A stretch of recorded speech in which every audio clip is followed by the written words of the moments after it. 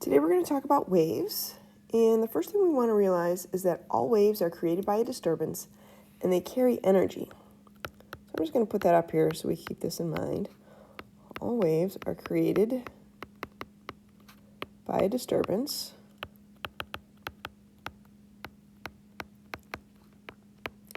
and they carry energy. And I'm going to put that they usually carry this energy through a medium. Not always, and we'll talk about some waves that don't need a medium. But the medium is just the material that the wave propagates through, that it travels through. We'll talk about different types of materials as well. So for instance, a sound wave is carried through air, so the medium is air. Ocean waves are carried through water, so the medium would be water. The wave that's pictured over here is looks like it's in a string, so the medium would be this string. So all kinds of different waves and all kinds of different medium. And after our last test, we talked a lot about, we did a worksheet, and we talked about period, and we talked about frequency. So let's make sure we make sure those get into our notes. So period is the time it takes to complete one full cycle.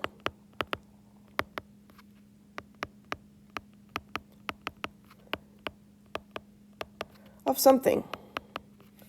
So we don't know what we're completing the cycle of. Maybe it's of a wag, like a dog's tail. Maybe it's a swing. So for instance, if you've been on a swing set before, it's the time it takes to get from the top of the swing back to the other side and then back to the original side. So it's a full swing. Or it could be the time it takes for one complete wave to form. When we talk about waves, more than likely we're talking in regards to period, we're talking about the time it takes for one complete wave to pass a point. So the time it takes for one complete wave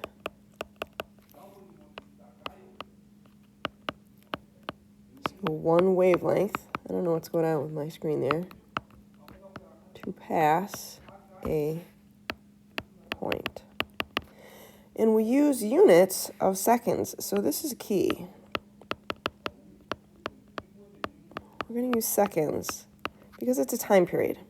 Okay, so we're going to use seconds. Frequency, on the other hand, is often confused with period, but it's not the same thing as period. It's actually the inverse. Frequency is the number of cycles that occur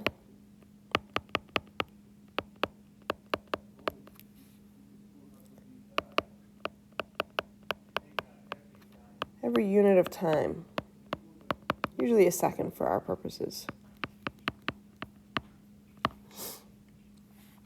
When we're talking about waves, we're talking specifically about the number of waves that pass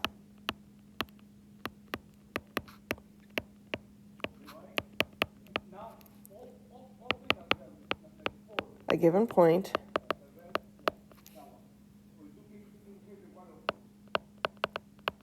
in a given time period, usually a second. And the units we're going to use are going to be hertz, which is the same as 1/seconds. And then you did some practice problems, so I would encourage you to go ahead, because I think you can do these. I would encourage you to pause the video right now and try these problems, and I will give you the answers as we go. So I would encourage you to pause the video now, read problem 1, and do 1A and B. All right, hopefully you tried that, and you found that the period we're talking about for problem 1 would be found by taking 60 seconds. And I know the seconds go on top because remember, I want my units for period to be in seconds, but I didn't do just one complete thing. I didn't just see it blink once. I saw it blink 5 times. So the period in this case would be 12 seconds. The frequency then, I can find in one of two ways. The frequency I could find by saying, well, I need a per second, 5 times per second, per 60 seconds. So I could do it this way. And I would find that I got that should be a 0.083 hertz. Or I could remember that the frequency is just 1 over the period, and I could have just taken 1/12 seconds directly and gotten the exact same answer.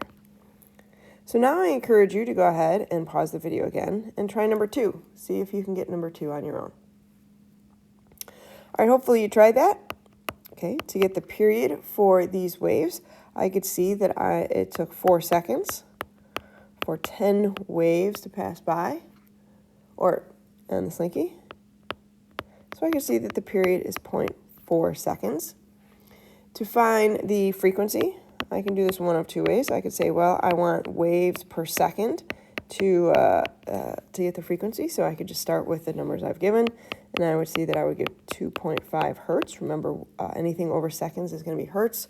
Or I could have just said, well, I know the frequency is just 1 over the period, and I know that that's 1 over 0.4 seconds. So that's going to also be 2.5 hertz. All right, same deal. Try number 3, see what you can get for that. All right, hopefully you found that the frequency is going to be those vibrations, 5,873 vibrations divided by 20 seconds. And you should have gotten 293.65 hertz. Go ahead and pause one more time and see if you can get number 4. All right, if the frequency is 30 hertz, hopefully you get that the period is 1 over 30 hertz, and then therefore should be measured in seconds, and is 0.03 seconds. If the frequency is 300 hertz, the period is 1 over 300 hertz, and is therefore 0.003 seconds. So clearly the smaller frequency has the longer period.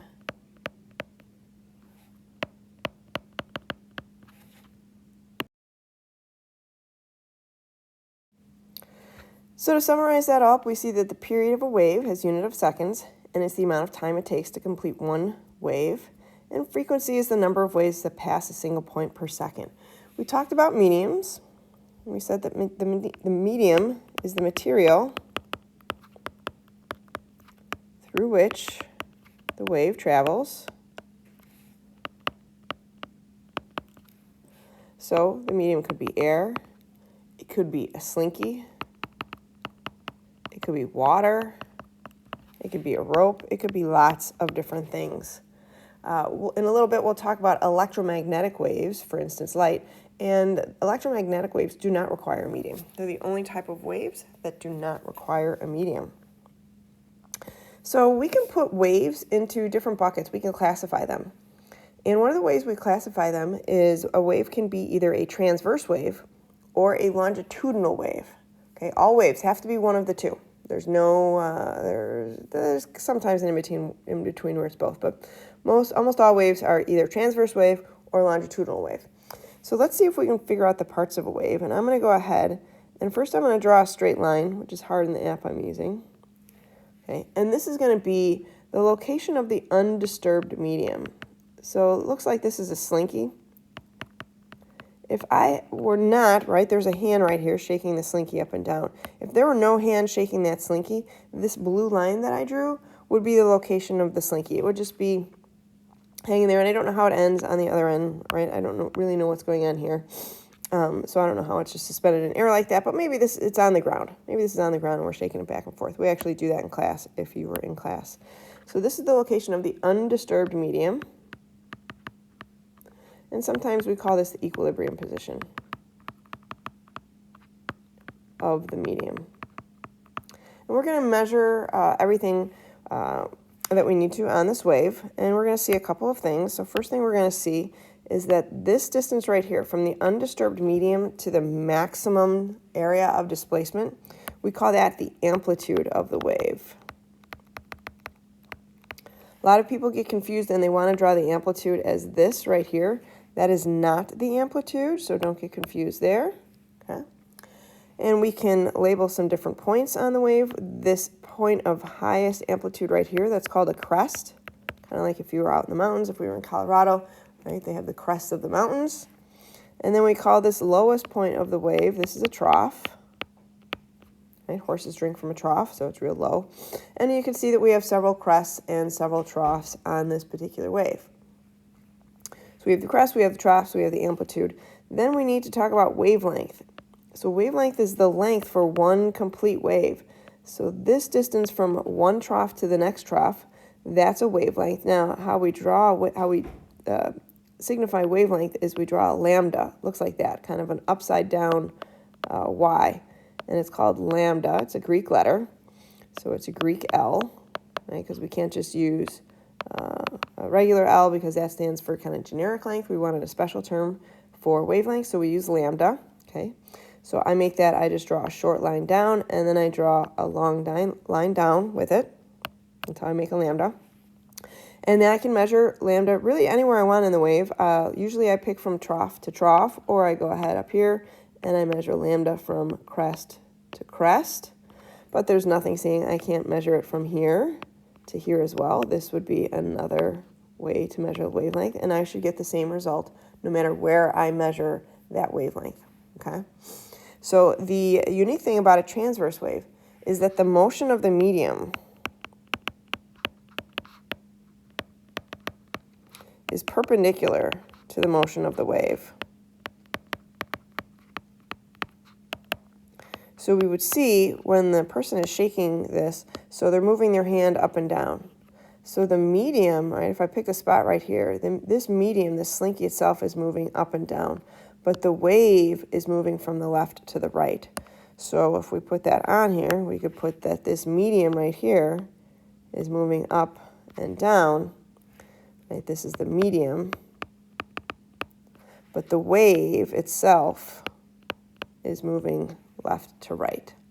So that's the what we're going to see anytime we see a transverse wave. A longitudinal wave is going to be a little bit different.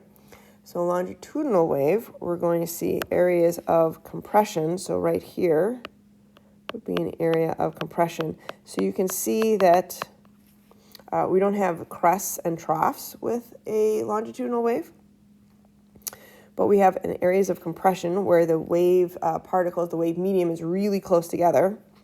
And then we have rarefactions where the wave medium is very far apart. So we have compressions, so we can see several areas of compressions, and you can see several areas of rarefactions on there as well. And we can see that this wave is created because the hand isn't moving up and down anymore, it's moving left and right. So it's moving backwards and forwards this way. And we can see then that the medium is moving left to right as well. And the wave is moving from the left to the right as well.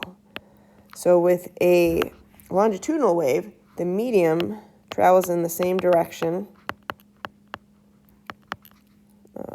And I want to say that differently. I want to say that the wave travels in the same direction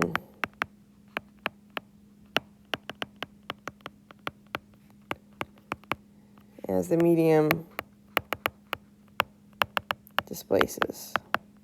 Okay, because the medium doesn't travel, it just moves back and forth. It vibrates. Okay, I can still measure a wavelength on this wave. So I would measure a wavelength from, say, one compression area to the other. So this right here would be my wavelength.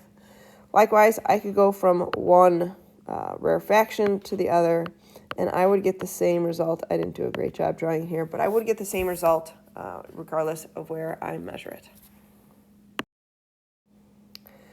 So we've talked about period, we've talked about frequency. We're also going to, and we've shown how we're going to measure wavelength. The last thing we really need to talk about is the velocity of a wave, because waves can travel at different velocities.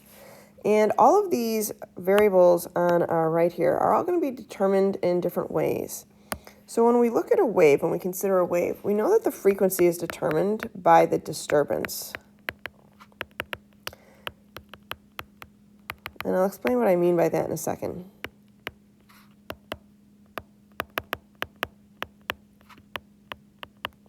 So what that means is that if we look back at the previous page and we look at that slinky, the frequency of the wave, right, and that's just the number of cycles it completes per second, is determined by the hand that's vibrating up and down.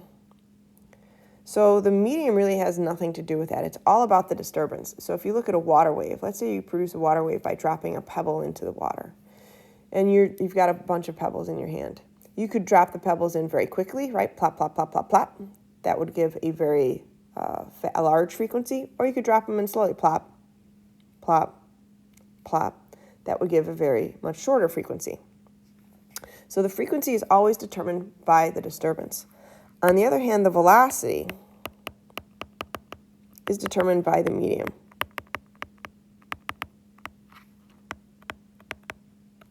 For instance, you've probably heard before the speed of sound. Okay, so sound travels at a certain speed through air, and it can't go any faster, and it can't go any slower. So the sound cannot travel faster or slower. There's nothing you can do that will change the speed of sound, because the air it can only deliver the wave so quickly. But if the air were to change, if we were to say heat the air up, get it hotter, then we could change the velocity of sound. So what you'll find is that in very cold air, sound is actually pretty slow. But in fast air, the sound is quicker.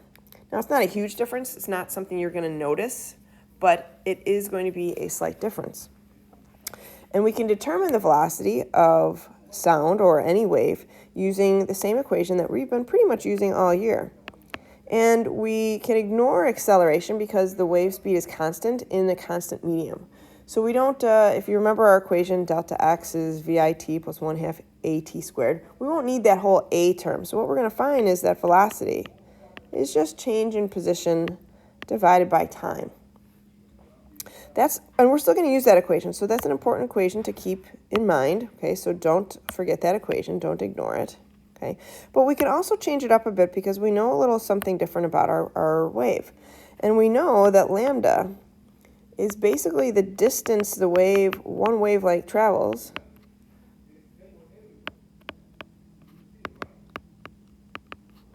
in one period of time. And by period, I mean capital T of time. So we could also say that our velocity is the wavelength divided by the period. But since we know that the frequency is 1 divided by the period, we can also say that the velocity is the wavelength times the frequency. And this is what we call our wave equation. This is a very important equation, and we're going to use it a lot. So you're probably end up memorizing it. Of course, I'll give it to you on a quiz or a test, but we're going to use that a lot over the next couple of class periods. So now the question is, now that we understand how frequency is determined and that the velocity is not dependent on the frequency, even though we can use the frequency in an equation, we have to figure out what happens with the wavelength. So here's what I want you to do. I want you to draw a nice, simple transverse wave, and I'm going to draw it. I'm going to go ahead and I'm going to put some boundaries on my wave. I'm going to say, well, this is where my slinky is hooked up to. For instance, I'm going to make some fixed boundaries here, and we'll talk about boundaries in a minute. And then I'm going to have another boundary here. And I'm going to say, well, my wave is somewhere in there. So I'm going to go ahead and I'm going to start here. And I'm going to show how if I were shaking this, okay, there's a hand over on the left shaking this, the wave might look like that. But if we were to shake faster, so if I were to extend this down and I were to change the frequency, I would get a wave that would look like this. Right? This is obviously an increased frequency. Well, look at what happens to the wavelength when I increase that frequency. So I started out with a wavelength from this distance, and I ended up, when I changed the frequency, I ended up with a much smaller wavelength. So increasing the frequency didn't change the velocity of the wave, but it did decrease the wavelength. So that's how we use that wave equation. If we know the velocity and we know the frequency, we can always determine the wavelength. So what I really want you to take away from all of this is that changing the frequency does not change velocity.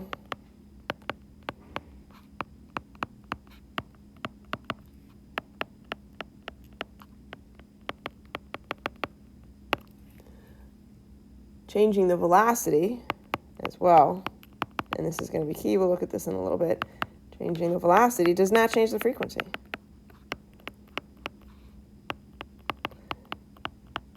Well, how could we change the velocity? We can change medium. And I'll show you an example of that in a little bit, okay? So the only way you can change the speed of the wave is to change the medium.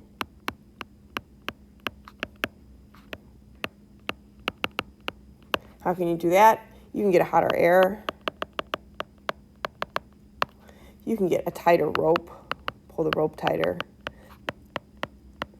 Okay, it depends on what your wave is in, but if you change the medium, you would thereby be changing the velocity of that wave.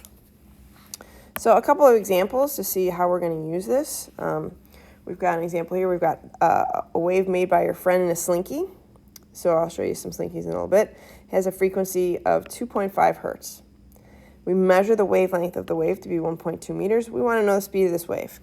So just like all of our problems this year, we write down what we know. So first thing I know is that the frequency is 2.5 hertz. And I know that the wavelength is 1.2 meters. And I want to know the velocity. So that's my question mark. And I remember my wave equation, v is equal to lambda times f. So now I can plug in what I know. V is equal to went the wrong way. V is equal to 1.2 meters times 2.5 hertz.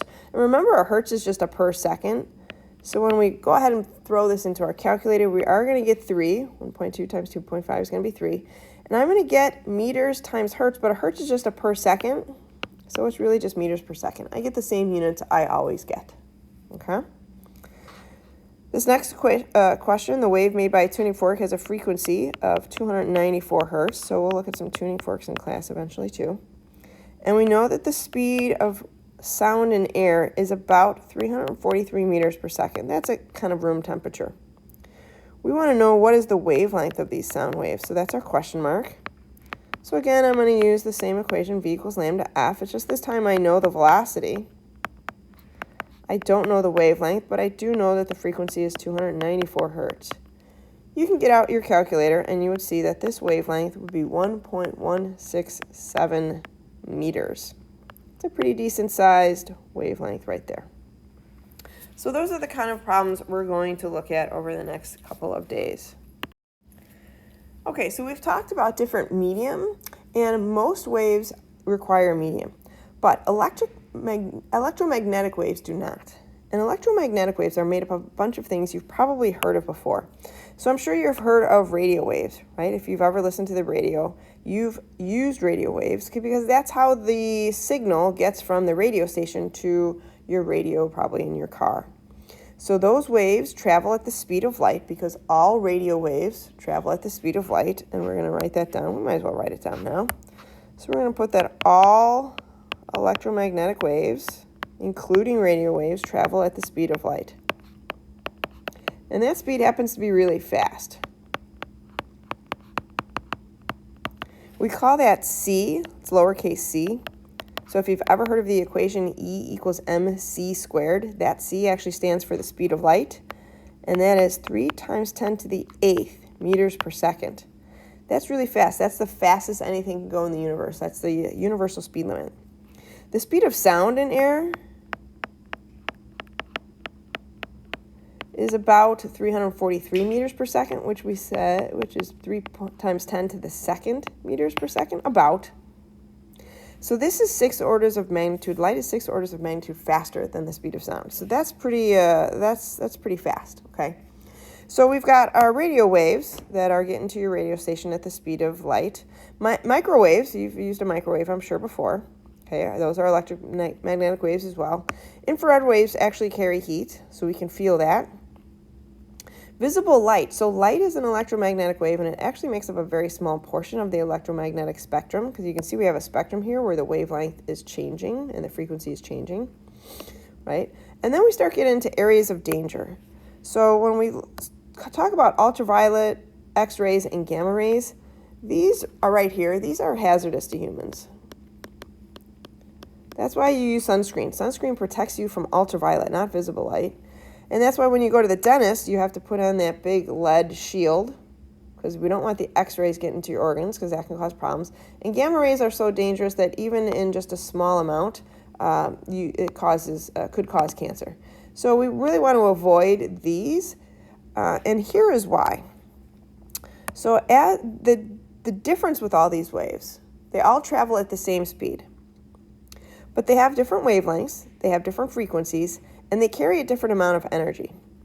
So what we're going to see here is that and I wish I had written this somewhere else, but as we travel from left to right, we're going to see that the wavelength decreases. we're also going to see that the frequency increases and that the energy carried by the wave increases. So the gamma rays have a huge amount of energy, and that energy will actually interfere with us on a cellular level and can cause damage to your cells. Okay? So we're going to talk about light over the coming days. We're also going to talk about sign. Oh, one more thing about light. And when I say light, I mean any kind of electromagnetic wave. These are transverse waves. They don't require a medium. Okay. And they're caused by electrons that are vibrating. That's what creates electromagnetic waves. So somewhere along the way, there's an electron vibrating. And if it vibrates at a very small frequency, you might get a radio wave or microwave. If it vibrates at a very large frequency, you might get an X-ray or a gamma ray. We're also going to talk about sound. And this is a pretty typical picture of what a sound wave might look like, where these little black dots are the atoms of air. And you can see that if on the left here, if this is a speaker, the speaker might be vibrating left to right, and it causes a longitudinal wave. So air carries sound as a longitudinal wave. It'll be longitude if it was in a water or a liquid or a solid as well. But we can see that we have these areas of compression here. You can see where these dark spots are. Those are areas of compression where the molecules are all kind of jumbled together. And then you can see we have these areas of rarefaction as well. And if we were to look at these little red marks on here, we can see that the medium is kind of bouncing around left to right. And the amount that they bounce, we could measure their bounce. That would be the amplitude. I know that's hard to see on there. And we could also measure the wavelength, because we can measure the wavelength from one compression to the next. So this distance right there might be the wavelength. So just like any other wave, a longitudinal wave will have a wavelength, it'll have an amplitude, and it will have a frequency and velocity as well. So that's pretty much it for our intro to waves. One last thing I want to show you on the last page. So this is a pretty neat video that we're going to go ahead and play here if I'm able to. So in this video, we're creating a wave in basically kind of like a slinky. And what I want you to see is a couple of things. So we're going to watch it in slow motion. See how on the right here, we're determining the frequency with the hand moving up and down, okay? And when what's happening right here is we're changing, and I'm going to replay it if I can. And what's happening right here is right in the middle here is we are getting a different medium. So notice how the medium, even though it's changing medium, it's still going up and down at the same rate. So the frequency as we go from one medium to the next doesn't change, but look at how the wavelength changes. So that's going to change, and you can, I'm going to put a link to this video so you can watch it again on our on Schoology. Okay.